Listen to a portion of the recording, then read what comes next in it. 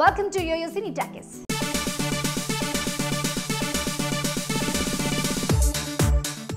SP Balasubrahmanyam తరాలు మారినా తరగనిది ఆయన స్వరం.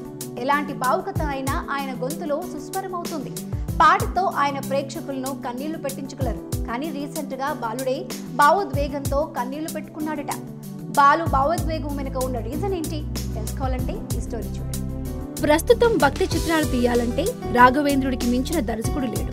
అన్నమయ్య నుంచి షిరిడి సాయి వరకు ఆయన తీసిన ప్రతి భక్తి చిత్రం ప్రేక్షకులను మైమరిపించింది.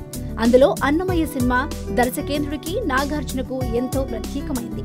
ఈ సినిమాలో చాలా సన్నివేశాలు, పాటలు ఎంతో భావోద్వేగంగా సాగుతాయి.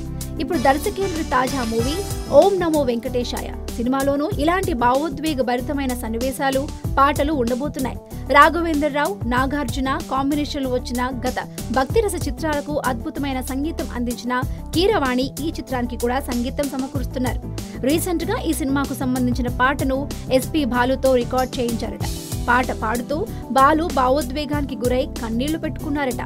ముందు డమ్మీ సింగర్ తో ఈ పాటను రికార్డ్ చేయించినట్టు తెలుస్తోంది. తెరపై ఎమోషన్ పండాలంటే బాలు వాయిస్ అయితేనే బెటర్ అని కీరవాణి, రాఘవేంద్రరావు భావించారు. అందుకే ముందు డమ్మీ సింగర్ తో పాడిన ట్రాక్ తో సీన్ తెరకెక్కించారట. ఆ తర్వాత బాలుకు ఆ విజువల్ చూపించి ఒరిజినల్ పాట పాడించారట. దర్శకేంద్రుడు ఆ పాటను చిత్రీకరించిన తీరు చూసి బాలు భావోద్వేగానికి గురయ్యారని సమాచారం.